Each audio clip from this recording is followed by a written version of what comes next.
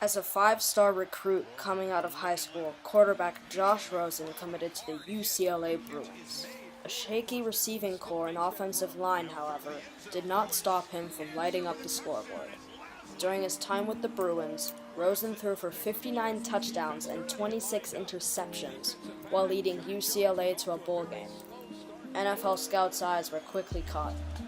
They quickly became obsessed with this pure passer who had already been put in an NFL system in college.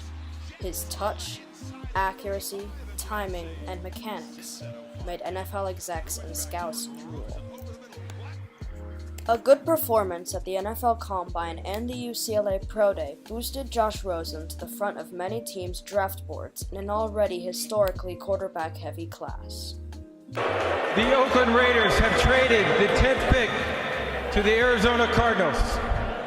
With the 10th pick in the 2018 NFL Draft, the Arizona Cardinals select Josh Rosen, quarterback, UCLA. When the Cardinals selected Rosen, it was assumed that he would be their franchise quarterback of the future. But little did everyone know that in less than 1 year, the franchise that drafted him would seemingly leave him in the dust for another prospect.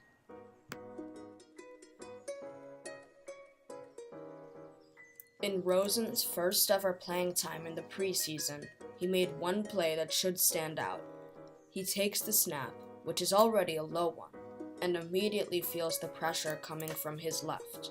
He slides and manipulates the defenders into running into each other, stops, plants his feet, and delivers an accurate pass 25 yards down the field on third down to move the chains.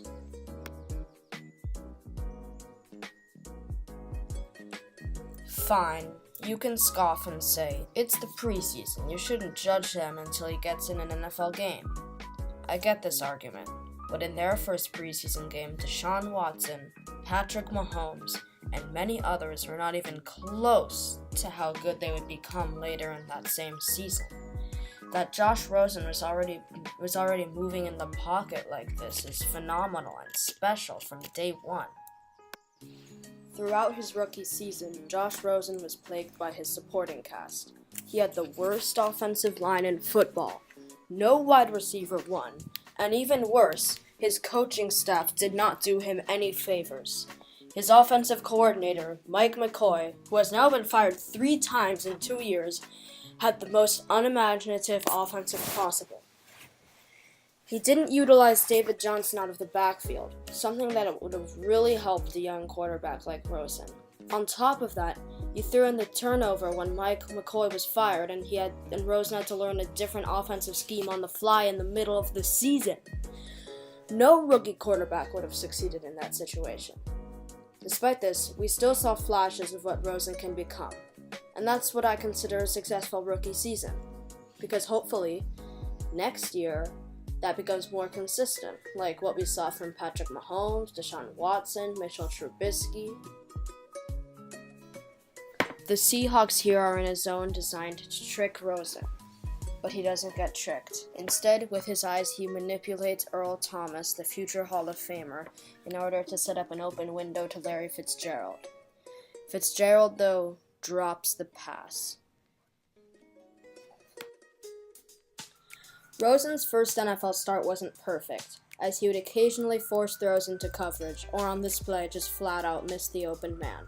However, Josh Rosen's first start was littered with flashes of what we could see he's capable of doing, such as this play where he squeezes the ball in between coverages right into the hand of his tight end, or when he threw a picture-perfect throw along the sideline here, in between 2 defenders, and with a bunch of scrum at his feet.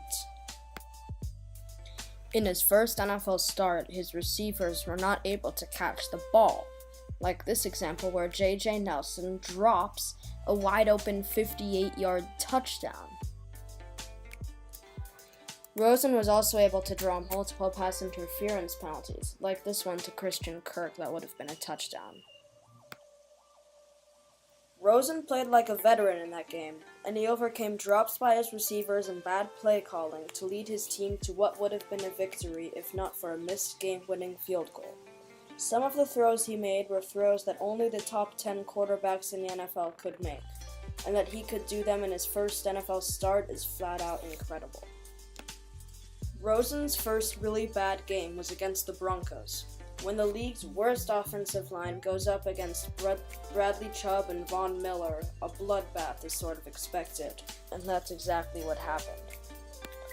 On this play, Rosen just simply makes a bad read. He should have thrown it to Larry Fitzgerald on the flat instead of J.J. Nelson on the slant routes. It results in a pick. It's also kind of hard if you're a rookie quarterback and your line is being blown up almost every single play. That is not at all to say this disaster wasn't Rosen's fault, because definitely a majority of it is. But who actually believes that any rookie quarterback could succeed against the Broncos' defensive line? Especially one behind the worst offensive line in the league? As the season went on, Rosen would continue to force throws into coverage, and a perfect example is this. On this play, Rosen does not notice that Derwin James, his best buddy from the draft process, is in perfect position to jump the route he threw it to. One of Rosen's main problems in his rookie season was that he wouldn't take just what the defense gave him, instead deciding to force the ball into coverage. On this play, David Johnson was open on the flat for many yards and maybe even a first down. Another problem that Rosen had was holding on to the football. Luckily, this is a coachable error. Also, not that this is very important, but Rosen actually looked much more athletic on the playing field than what was expected coming out of the draft. I don't know, that's probably not very important, but I'll include it in this anyway. So, to review. Rosen was set up to fail in his rookie season, with the worst offensive line in football, one of the worst receiving corps in the league, and an uninspiring offensive coordinator who was fired just 6 weeks into the regular season. Rosen would often force balls into coverage instead of taking what the defense gives him, and he had problems with fumbling, both of which can be coached out of him. Despite this, there were still the occasional flashes of brilliance, as he has already developed skills like looking the safety away and moving around in the pocket. As of the publication of this video, the Cardinals are rumored to be taking Kyler Murray with the first overall pick. In my opinion, this is a huge blunder on the Cardinals' behalf. Last year, Rosen was paired with a head coach with defensive background in Steve Wilks. Rookie quarterbacks and defensive head coaches rarely work. Jared Goff and Jeff Fisher was a disaster. Mitchell Trubisky and John Fox was also a complete disaster. Both of those QBs had atrocious rookie seasons, being labeled as busts from the get-go. It was only till those teams added Sean McVay and Matt Nagy, respectively, that those two quarterbacks started looking like Pro Bowl level players and their teams both made the playoffs. The Cardinals have their offensive guru, Cliff Kingsbury, and the question is if they would use the number 1 overall pick to add a game-changing talent on the defense for the next 10 years, or whether they'll get too distracted to the luxuries of Kyler Murray. If Josh Rosen is indeed open for trade, if I'm a team like the Giants or the Chargers, I see much better value in exchanging a second-round pick or late first-rounder for Rosen, rather than reaching for a quarterback with the first-round pick in this underwhelming quarterback class.